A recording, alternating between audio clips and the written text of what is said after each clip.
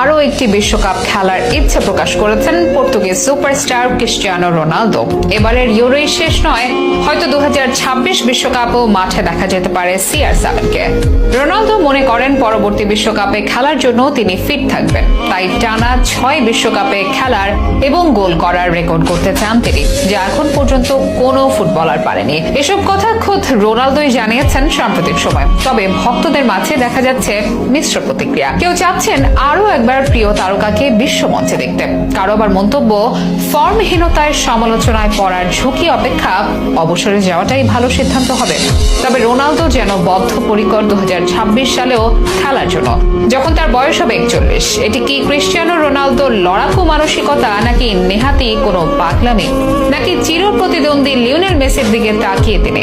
কি প্রতিক্রিয়া ভক্তদের, জানাবো বিস্তারিত আয়োজনে।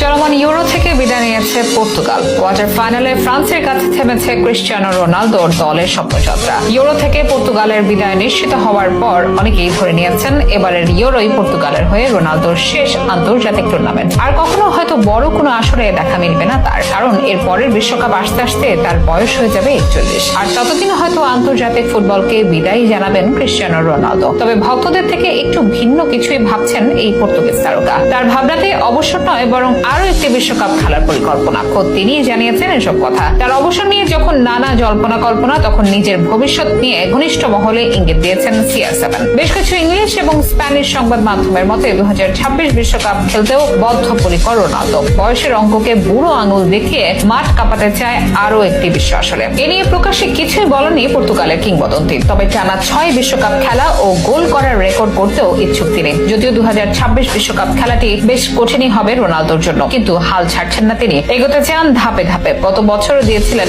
এমনই আভাস। 2023 সালে এক সাক্ষাৎকারে বলেন, আমি মনে করি লক্ষ্যটাকে স্বল্প ও মধ্যমেয়াদী ভাগে ভাগ করাটা খুবই জরুরি। আগে ইউরোটা খেলি, এরপর দেখা যায় কি হয়। তবে আসলে আরো একটি বিশ্বকাপে রোনালদো মাঠে নামলে তা কতটা স্বস্তিকর হবে তা নিয়ে শঙ্কা আছে ভক্তদের মনে। 2022 বিশ্বকাপে তিনি পর্তুগালকে নিয়ে গিয়েছিলেন জেতার স্বপ্ন নিয়ে। দারুণ একটি দল নিয়েও কোয়ার্টার ফাইনালেই শেষ হয় পর্তুগালের পথ চলা। রোনালদো অবশ্য সেভাবে নিজেকে মেলে ধরতে পারেননি। এমনকি দ্বিতীয় রাউন্ডে সুইজারল্যান্ডের বিপক্ষে ম্যাচে তাকে একাদশের বাইরে রেখেই দল সাজিয়েছিলেন কোচ ফার্নান্দো সান্তোস। ডাগআউটে বসে থাকা রোনালদোর সেই দৃশ্যকে অনেকেই জাতীয় দলের অধ্যায়ের সমাপ্তি হিসেবেই দেখেছেন। এবার আবারও